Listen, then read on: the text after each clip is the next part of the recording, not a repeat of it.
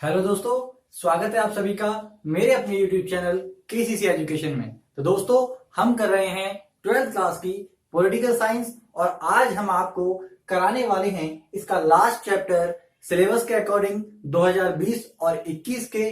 तो चलिए, इसका नाम है हमारा वैश्वीकरण। ये 9वां चैप्टर है। 7वां और 8वां चैप्टर आपके सिलेबस में दोस्तों नहीं आ रहा है, इसीलिए हम आपको करा रहे हैं डायरेक्टली 9वां चैप्टर वैश्वीकरण। तो ये आपके सिलेबस में आ रहा है। तो दोस्तों, इससे पहले अगर आपने बाकी चैप्टर नहीं किए हैं तो आप उनको भी फॉलो कर सकते हो हमारे यूट्यूब चैनल से। उसकी प्लेलिस्ट आपको डिस्क्रिप्शन बॉक्स में मिल जाएगी। तो चलिए दोस्तों, आगे अगर हम बात करें तो सबसे पहले हम बात करते हैं वैश्वीकरण के बारे में कि वैश्वीकरण होता क्या है। तो दोस्तों, इसको समझना बहुत ही ज्यादा जरूरी है। तो चलिए समझते हैं। तो दोस्तों, कुछ विद्वानों का मत है कि जो वैश्वीकरण है हमारा विभिन्न देशों की अर्थव्यवस्थाओं का एकीकरण है। यानी कि जब एक अंतरराष्ट्रीय स्तर पर हमारा क्या होता है कि विभिन्न देशों की जो अर्थव्यवस्था है वो आकर मिलती है, जब उसका एकीकरण होता है तो उसे हम कहते हैं आपका वैश्वीकरण। कुछ विद्वानों का एक मत और है दोस्तों, और वो ये कि वैश्वीकरण जो है वो विश्व व्यापार की क्या है, हमारा मुक्त विश्व व्यापार की अवधारणा है। यानी कि पूरे विश्व में व्यापार करने की अनुमति प्रत्येक देश को हो, उस पर पाबंदी ना लगाई जाए, उसमें थोड़ा सा प्रत्येक देश को क्या करना है, उदारवादी सोच को अपनाना है। और ये जो सोच है, यही जो मुक्त व्यापार का हमारा जो मानसिकता है या अवधारणा है, यही हमारी वैश्वीकरण की प्रक्रिया कहलाती है। इसके साथ साथ दोस्तों, अगर हम आगे बात करें तो कुछ विद्वानों का मत है कि जो वस्तु है और जो हमारी सेवाएं हैं, जब तक इनका हमारा आदान प्रदान नहीं होगा, यानी कि एक स्थान से दूसरे स्थान पर इनका क्या नहीं होगा, हमारा प्रवास नहीं होगा या प्रवाह नहीं होगा, तब तक हमारा वैश्वीकरण की अवधारणा को पूर्ण रूप से जो एक औचित्य है वो प्राप्त नहीं होगा। तो इसीलिए हम ये भी कह सकते हैं कि जो हमारा वैश्वीकरण है उसमें वस्तु और सेवाओं दोनों का हमारा प्रभाव होता है। तो इस प्रकार से दोस्तों, हम ये कह सकते हैं कि जो वैश्वीकरण है वो केवल एक अवधारणा नहीं है, वैश्वीकरण एक बहुआयामी अवधारणा है। यानी कि अगर हम केवल ये मात्र कहें कि वैश्वीकरण का मतलब है विश्व की सभी अर्थव्यवस्थाओं का एकीकरण, तो ये पूर्ण रूप से सत्य नहीं होगा या पूरी तरीके से ये हमारा वैश्वीकरण की परिभाषा को परिभाषित करने वाला तथ्य नहीं होगा। अगर हमको वैश्वीकरण को परिभाषित करना है तो हमको ये समझना होगा कि वैश्वीकरण हमारा एक आयामी अवधारणा नहीं है, ये बहुआयामी अवधारणा है। इसमें बहुवादी विचारधाराओं को शामिल किया जाता है। यानी कि अगर हम एक निचोड़ पर पहुंचे, एक निष्कर्ष पे पहुंचे, तो हम ये कह सकते हैं कि वैश्वीकरण की प्रक्रिया में सामाजिक, आर्थिक, राजनीतिक जो हमारे मुद्दे हैं उनका क्या होता है, विश्व स्तर पर प्रवाह होता है। हमारा क्या होता है, एक स्थान से दूसरे स्थान पर प्रवाह होता है, जिसको हम क्या कहते हैं, वैश्वीकरण कहते हैं। और इस वैश्वीकरण की प्रक्रिया ने संपूर्ण विश्व को सिकोड़ के रख दिया है, यानी कि एक करके रख दिया है, एकीकरण करके रख दिया है। और आज ऐसा लगता है हमको कि पूरा विश्व बड़ा नहीं है, पूरा विश्व आज बहुत छोटा सा है।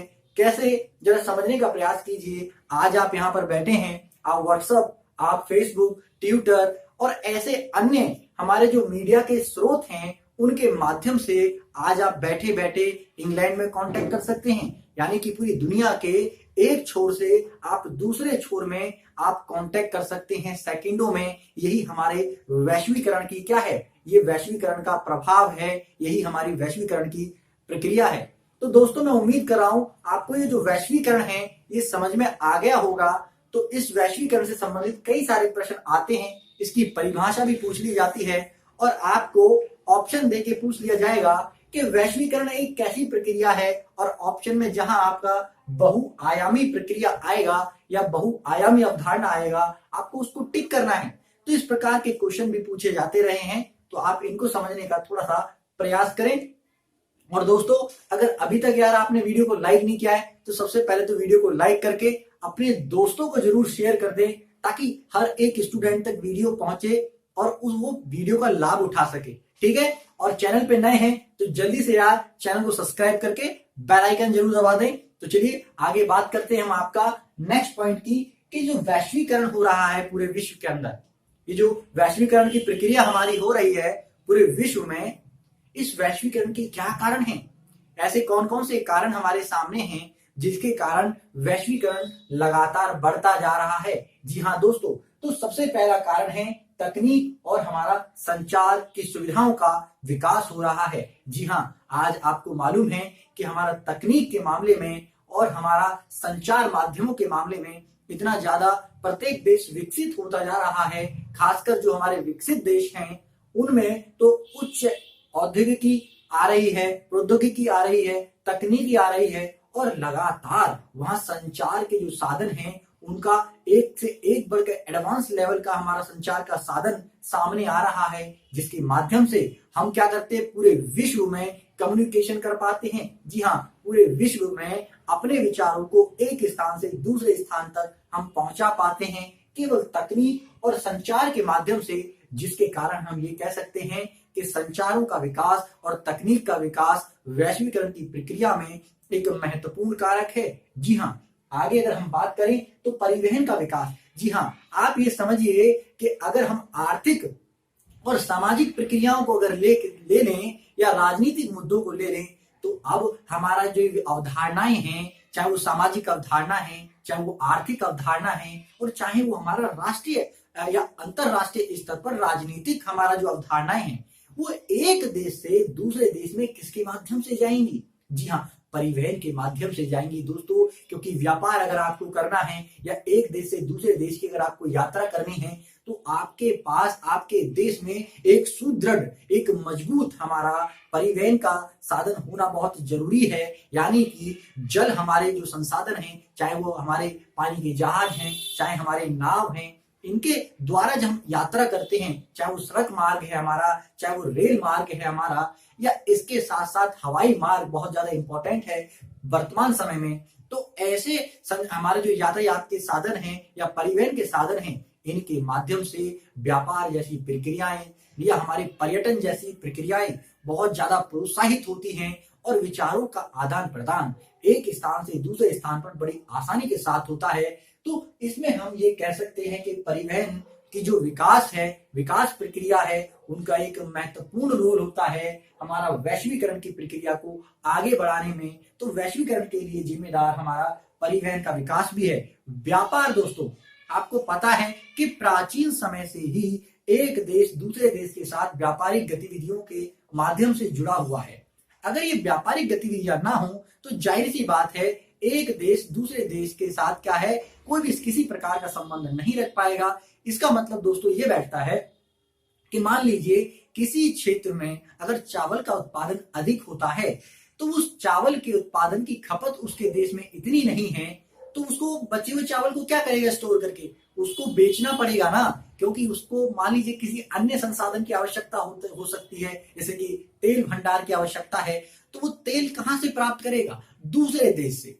तो दूसरे देश से जब प्राप्त करेगा तो हो सकता है उस देश को चावल की आवश्यकता हो, तो वो हमारा चावल देगा और तेल हमारा ले लेगा। तो ये जो व्यापार का माध्यम हो रहा है, ये जो हमारा बाजार प्रक्रिया स्टार्ट हुई है, ये बहुत बड़ी प्रक्रिया है हमारा वैश्वीकरण को बढ़ावा देने में। आगे अगर हम बात करें तो प्रतिस्पर्धा। जी हाँ, प्रतिस्पर्धा का भी बहुत ज्यादा इंपॉर्टेंट रोल है आज हमारे वैश्वीकरण के अंदर, क्योंकि अनेक देशों की अनेकों कंपनियां, एक देश दूसरे देश में क्या कर रहा है, अपनी कंपनियों को स्थापित कर रहा है, और भारत जैसे विशाल जनसंख्या वाले देश में विभिन्न प्रकार की कंपनियां अपना अपना निवेश कर रही हैं और यहाँ पर विभिन्न प्रकार के उद्योगों को स्थापित कर रही हैं। इसके माध्यम से क्या है, कपड़ा बाजार है, चाहे वो हमारा अन्य वस्तुओं का कोई भी मार्केट है, उसमें क्या हो रहा है, हमारा प्रतिस्पर्धा आ रहा है, लोगों को इससे फायदा भी हो रहा है। जी हाँ, अब क्या है, कंपटीशन लगातार बढ़ता जा रहा है।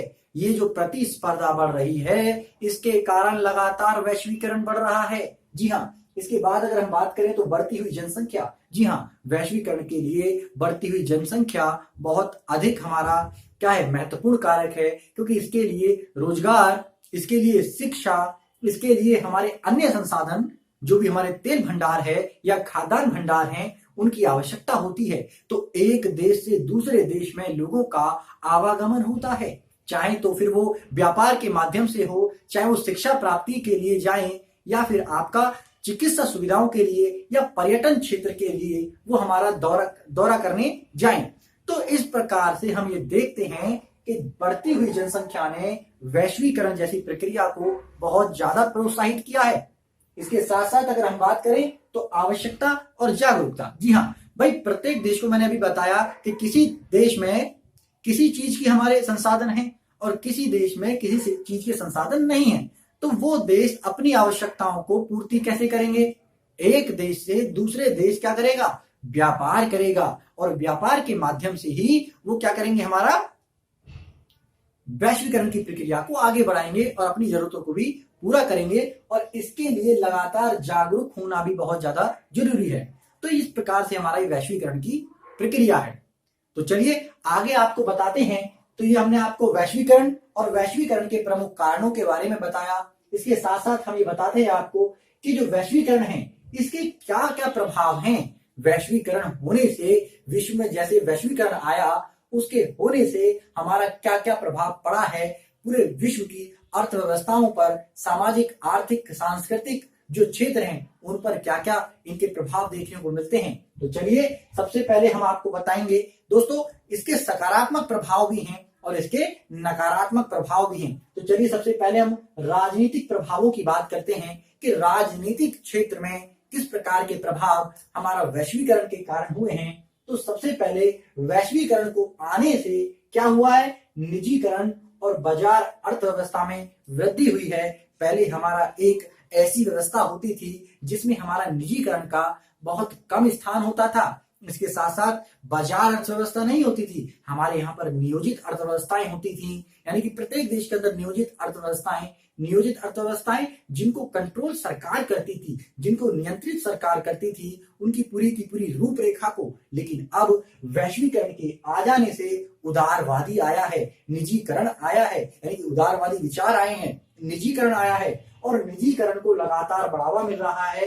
तो हमारा निजीकरण हो रहा है और हमारा अर्थव्यवस्था है वो कैसी होती जा रही है? बाजार अर्थव्यवस्था होती जा रही है, यानी कि अर्थव्यवस्था पे अब राज्य का अधिकार नहीं रहा है, राज्य का अधिकार सीमित रह गया है। मुख्य रूप से जो बाजार पर हमारा प्रभाव दिखता है वो किसका दिखता है दोस्तों? वो हमारा दिखता है आपका बाजार का, ये हमारी अर्थव्यवस्था है। इस प्रकार से हमारा हो रहा है। तो चलिए आगे अगर हम बात करें तो अर्थव्यवस्थाओं में राज्य का हस्तक्षेप हमारा कम हुआ है। तो जी हाँ, अब अर्थव्यवस्था में मुख्य रूप से जो व्यापारिक वर्ग है और जो हमारा बाजार वर्ग है वही उनकी नीतियों को बनाता है, वही उनको हमारा आगे फॉलो करता है। इसमें राज्य की भूमिका बहुत कम हुई है। इसके साथ साथ कल्याणकारी जो राज्य का रूप था उसके स्वरूप में परिवर्तन हुआ है। पहले कल्याणकारी नीतियां बनाई जाती थी और इस प्रकार से बनाई जाती थी कि लोगों का अत्यधिक क्या हो सके, उनको सुविधा मिल सके और उनको लाभ प्राप्त हो सके। लेकिन इस समय पे निजीकरण के आने से हमारा क्या है? एकमात्र लाभ पे आके टिक गया है पूरा का पूरा अर्थव्यवस्था, यानी कि उनका उद्देश्य सामाजिक कल्याण नहीं है, लोगों का कल्याण करना नहीं है, लोगों को सुविधा पहुंचाना नहीं है, लोगों को सुविधा पहुंचाकर उसके बदले में उनसे लाभ अर्जित करना एकमात्र उद्देश्य हो गया है। कि इसीलिए इसको कहते हैं हम गर्दन काटने वाली अर्थव्यवस्था का लगातार व्यवस्था हमारा होता जा रहा है।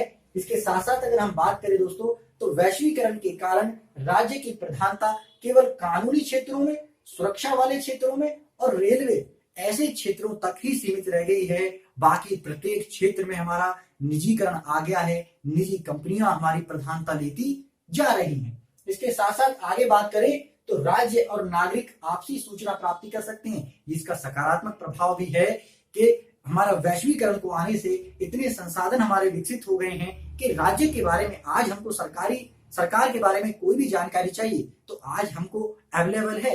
इंटरनेट के माध्यम से हम उसकी सूचना निकाल सकते हैं और भी अन्य स्रोत हैं जिनके माध्यम से हम क्या कर सकते हैं? सरकार के बारे में जानकारी जुटा सकते हैं और सरकार भी नागरिकों के बारे में ये जानकारी जुटा सकती है, डेटा कलेक्ट कर सकती है और उसके माध्यम से उनकी समस्याओं का भी वो समाधान कर सकती है। वैश्वीकरण के कारण क्या हुआ है कि वैश्विक जो राजनीतिक संबंध है, आज आप देख रहे हैं अमेरिका के साथ हमारे संबंध इतने अच्छे नहीं थे, लेकिन वर्तमान समय में आप देख रहे हैं कि कैसे विश्व में हमारा क्या है कि हमारे भारत के राजनीतिक संबंध अच्छे होते जा रहे हैं। और इसका सबसे बड़ा श्रेय किसको जाता है? वैश्वीकरण की प्रक्रिया को जाता है दोस्तों, वैश्वीकरण की प्रक्रिया को। जी हाँ, तो ये हमारे वैश्वीकरण के राजनीतिक क्षेत्र में कुछ हमारे सकारात्मक और कुछ हमारे नकारात्मक प्रभाव थे। इसके बाद अगर हम बात करें तो आर्थिक क्षेत्र में क्या हमारा सकारात्मक और क्या नकारात्मक मतलब प्रभाव पड़े, जरा समझिए। एमएनसी, मल्टीनेशनल कंपनी, यानी कि हमारी बहुउद्देश्य जो कंपनियां हैं, बहुउद्देश्य जो हमारी कंपनियां हैं, मल्टीनेशनल हमारी जो कंपनियां हैं, तो बहुउद्देश्य जो कंपनियां हैं उनके आने से रोजगार में वृद्धि हुई है, रोजगार का सृजन हुआ है। जी हाँ, अगर मान लीजिए कोई उद्योग खोला जा रहा है तो जाहिर सी बात है उसमें काम करने के लिए भाई लेबर भी चाहिए, और जब लेबर चाहिए तो लोगों को रोजगार तो मिलेगा ही, तो रोजगार का सृजन भी हुआ है। तो हमारा व्यापार में वृद्धि, जी हाँ, व्यापार में भी हमारा लगातार वृद्धि हुई है, क्योंकि एक देश दूसरे देश के साथ व्यापारिक संबंध अच्छे स्थापित करता जा रहा है। वैश्वीकरण की प्रक्रिया जैसे ही स्टार्ट हुई, उसमें मुख्य रूप से WTO ने, हमारा वर्ल्ड ट्रेड जो ऑर्गेनाइजेशन है, विश्व व्यापार संगठन, उसने बहुत महत्वपूर्ण भूमिका निभाई है, जिसके माध्यम से विश्व में व्यापार भी हमारा बढ़ा है। इसके साथ साथ निवेश में वृद्धि, जी हाँ, अब हमारा क्या हो रहा है कि एक देश दूसरे देश में निवेश में लगातार वृद्धि कर रहा है। ऐसे ही हमारा भारत देश निवेश कर रहा है और अन्य कंपनियां भी भारत में आके निवेश कर रही हैं, जिसके कारण क्या होगा कि हमारी अर्थव्यवस्था का उत्थान होगा, क्योंकि हमको भी जो अन्य देश हैं उनकी जो उच्च प्रौद्योगिकी और तकनीक है उनको प्रयोग करने का अवसर प्राप्त होगा और उस देश के साथ हमारे संबंध भी अच्छे होंगे। इसके साथ साथ तकनीकी विकास हुआ है। जी हाँ, वैश्वीकरण की जैसे ही प्रक्रिया प्रारंभ हुई उसने हमारा क्या किया है, तकनीक का विकास कर दिया है, और तकनीक के विकास ने ये पूरा का पूरा हमारा जो तकनीकी क्षेत्र है उसमें वृद्धि कर दी है। और आज विकासशील और विकसित दोनों ही देश क्या करते हैं कि विकासशील देशों को विकसित देश तकनीकी सहायता प्रदान करते हैं, क्योंकि उनके संबंध अच्छे हैं। और संबंध अच्छे क्यों हैं? क्योंकि वैश्वीकरण के कारण उन्होंने व्यापारिक प्रक्रियाएं स्टार्ट कर दी हैं, निवेश प्रक्रियाएं स्टार्ट कर दी हैं। एक देश दूसरे देश के अंदर ये निवेश प्रक्रियाएं करता है। इसके साथ साथ उद्योग और कृषि का विकास हुआ है। जी हाँ, नई नई तकनीकें आने से हमारा कृषि क्षेत्र में लगातार वृद्धि हुई है और कृषि की उत्पादकता में भी हमारा वृद्धि हुई है और औद्योगिक क्षेत्र हमारे और मजबूत हुए हैं। और जो विकासशील देश हैं उनके अंदर औद्योगिकरण की कमी थी, तो लगातार वो हमारा औद्योगिकरण भी होता जा रहा है। ये हमारा क्या है, सकारात्मक प्रभाव है वैश्वीकरण का आर्थिक क्षेत्र के अंदर। आगे बात करें तो आय में वृद्धि, जी हाँ, लोगों को रोजगार मिलने लगा तो उनके आय में भी वृद्धि हुई, और आय में वृद्धि होने से उनके जीवन स्तर में, उनकी शिक्षा में और रहन सहन में भी क्या हुआ है, उनमें बदलाव आए हैं, परिवर्तन हुए हैं और उनका लगातार विकास भी हुआ है। इसके साथ साथ नकारात्मक प्रभाव ये देखा जाता रहा है कि जैसी मल्टीनेशनल कंपनी आई तो जो हमारे घरेलू उद्योग थे उनको नष्ट करती हुई चलेगी, और जो घरेलू उद्योग हैं वो पूरी तरीके से समाप्त हो गए। घरेलू उद्योग, जैसे कि आपको मालूम है, इस बार मोदी जी ने हमारा आत्मनिर्भर भारत का अभियान जो शुरू किया है, उसके माध्यम से दिवाली के लिए भी आपने काफी सारे सोशल मीडिया पे भी काफी सारी चीजें देखी होंगी, और सोशल मीडिया प्लेटफॉर्म पे लोग बार बार प्रोत्साहित कर रहे थे और मोदी जी भी प्रोत्साहित कर रहे थे और ये कह रहे थे कि भैया वोकल फॉर लोकल। तो आपको ये करना है कि अपना स्वदेशी सामान खरीदना है। और ये भी कहा था कि जो हमारे आर्टिफिशियल होते हैं ना, जो दिए वगैरह होते हैं या मोमबत्ती वगैरह होती है, कैंडल्स वगैरह, तो उनको आप आर्टिफिशियल ना खरीदें, बल्कि जो मिट्टी के बनाए हुए हमारे स्वदेशी हैं उनका प्रयोग करें, क्योंकि इससे हमारे राष्ट्रीय आय में वृद्धि होगी, लोगों को रोजगार भी मिलेगा। तो ये जो है हमारा, इस प्रकार से जो छोटे मोटे घरेलू उद्योग होते हैं, जैसे कि चटाई बुनना या बनाना, या टोकरियां बनाना, या इस तरीके से दिए वगैरह बनाना, और आपका बर्तन वगैरह बनाना, ये हमारे छोटे मोटे कुटीर उद्योग होते हैं। और इन कुटीर उद्योगों को पूरी तरीके से मल्टीनेशनल कंपनी ने क्या कर दिया था, साइड कर दिया था, हटा दिया था, और ये पूरी तरीके से नष्ट हो गए थे। तो ये नकारात्मक प्रभाव है। इसके साथ साथ गरीब तो और गरीब हुआ, यानी कि व्यापारिक वर्ग इसमें बहुत उभर कर सामने आया। इसका मतलब ये था कि वैश्वीकरण का एक नकारात्मक प्रभाव ये हुआ कि अमीर तो और अमीर हुआ और गरीब हुआ। और आज इसके हालात आप देख सकते हैं कि गरीबी रेखा को अगर आप भारत के अंदर आंकते हैं तो लगभग 26% से अधिक भारत की जनसंख्या वर्तमान समय में गरीबी रेखा के नीचे है। इसका मतलब आप समझिए कि कितने करोड़ जनसंख्या गरीबी रेखा के नीचे है। आप अंदाजा लगाएंगे तो शॉक्ड हो जाएंगे आज हमारे देश में कैसे हालात हैं।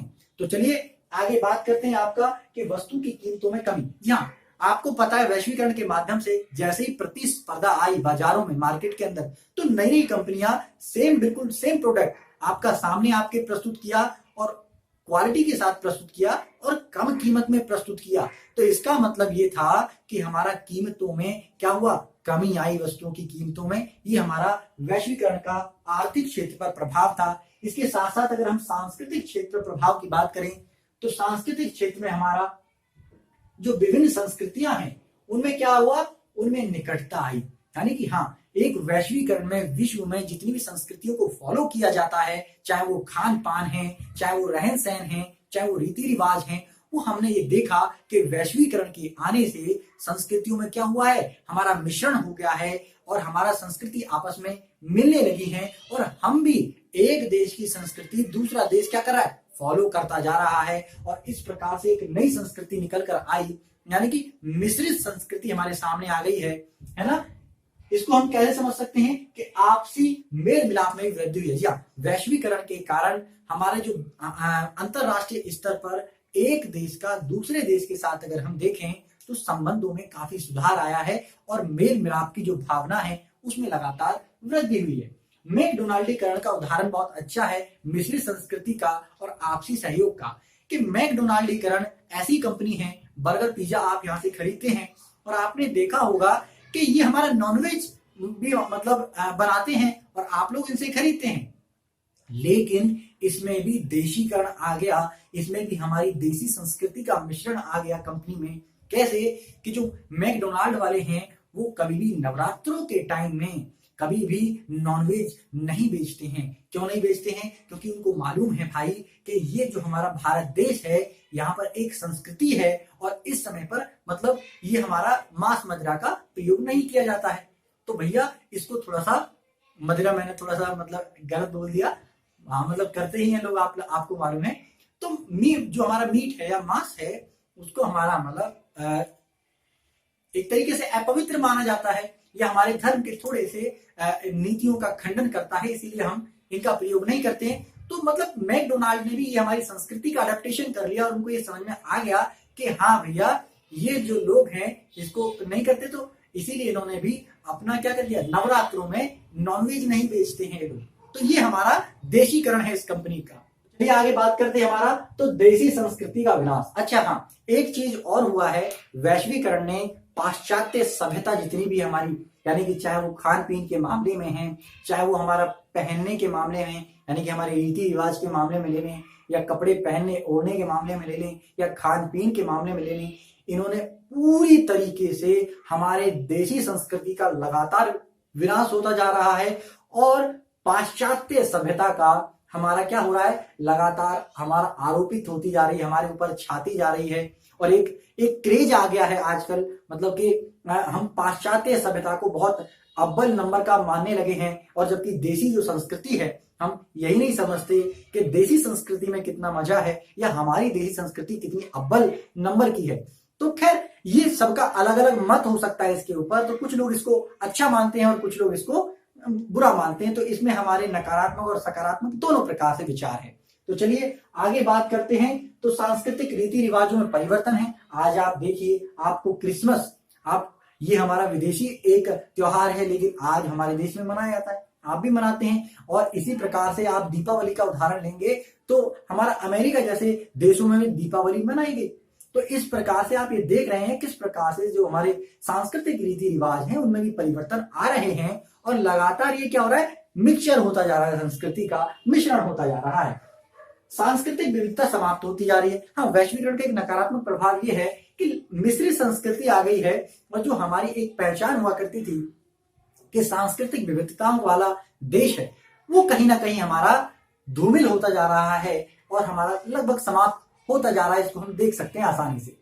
तो चलिए दोस्तों, आगे हम बात करते हैं भारत और आपका वैश्वीकरण कि भारत और वैश्वीकरण यानी कि भारत के ऊपर वैश्वीकरण का क्या प्रभाव रहा और कैसे कैसे वैश्वीकरण की प्रक्रिया भारत के अंदर तीव्र होने लगी। आप सभी को मालूम है कि प्राचीन समय से ही हम व्यापार करते रहे हैं अन्य देशों के साथ, अरब देशों के साथ और यूरोपीय देशों के साथ। हमारे व्यापारिक संबंध अभी से नहीं है, बहुत प्राचीन है, लेकिन 1991 में यही जो व्यापारिक संबंध थे वो बहुत मजबूत हुए, क्योंकि इस समय पे 1991 में भारत ने एक नई आर्थिक नीति अपनाई और उस आर्थिक नीति को एलपीजी के नाम से जाना जाता है। एलपीजी के नाम से जाना जाता है। जी हाँ दोस्तों, इसके साथ एलपीजी गैस नहीं है दोस्तों, एलपीजी का मतलब है उदारीकरण, निजीकरण और वैश्वीकरण। यानी कि इस नीति को हमने 1991 में अपनाया, इसी को नई आर्थिक नीति कहा गया। इसके तहत हमारा क्या किया गया, कुछ हमारा सुधार किए गए, यानी कि आर्थिक, सामाजिक, राजनीतिक क्षेत्र में। और वो क्या क्या सुधार थे उनको जरा समझने का थोड़ा सा प्रयास आप लोग कीजिएगा। यानी कि ये चीज पहले नहीं थी, लेकिन 1991 की जो नीति है उसको अपनाने के बाद ये हमारा आया। जैसे निजी उद्योग, जी हाँ, 1991 की नई आर्थिक नीति अपनाने के बाद हमारे भारत देश में निजी उद्योगों को स्थापित करने का बहुत ज्यादा प्रावधान हो गया और वहां पर बहुत ज्यादा छूट मिल गई। तो निजी उद्योगों को लगातार हमारा क्या हुआ, बढ़ावा हुआ। इसके साथ साथ लाइसेंस संशोधन करके, यानी कि उद्योग स्थापित करने के लिए लाइसेंस मुक्त उद्योग कर दिया गया, यानी कि लाइसेंस लेने की इतनी ज्यादा आवश्यकता आपको नहीं पड़ती थी उद्योगों को। चलिए आगे अगर हम बात करें तो हमारा नई आर्थिक नीति अपनाने से क्या हुआ, उदारवादी सोच को अपनाया गया और विश्व के लिए जो हमारे व्यापार के रास्ते थे उनको मुक्त कर दिया गया, उनको खोल दिया गया। इस प्रकार से वैश्विक स्तर पर हमारे व्यापार में लगातार वृद्धि होती चली गई। इसके साथ साथ एक प्रावधान और किया गया कि आयात और निर्यात पर हमारा टैक्स में कमी करी गई, यानी कि करों में छूट दी गई और विदेशी कंपनियों के निवेश करने में और हम दूसरे देशों में जाके विदेशी कंपनियों में निवेश कर सकते हैं, उसका भी हमारा परमिशन दिया गया। ठीक है, इसके साथ साथ तकनीकी सहायता, जी हाँ, विश्व स्तर पर सभी देशों को हम तकनीकी सहायता भी देते हैं और उन देशों की तकनीकी सहायता लेते भी हैं। तो इस प्रकार से ये हमारा उदारीकरण और निजीकरण और वैश्वीकरण की मुख्य भूमिका रही हमारा भारत के अंदर वैश्वीकरण को बढ़ावा देने में। तो दोस्तों, इस चैप्टर में इतना ही है। मैं उम्मीद कर रहा हूं आपको ये वैश्वीकरण वाला चैप्टर पूरी तरीके से क्लियर हो गया होगा। अगर आपका कोई डाउट है तो प्लीज कमेंट बॉक्स में जरूर लिखें। तो चलिए, अभी तक आपने यार वीडियो को लाइक नहीं किया तो बैठे हुए नजर आ करो, जल्दी से वीडियो को लाइक करके अपने दोस्तों को शेयर करो और चैनल पे अगर नए हैं तो चैनल को सब्सक्राइब करें। तो चलिए मिलते हैं नेक्स्ट वीडियो में, तब तक के लिए थैंक यू। जय हिंद, जय भारत।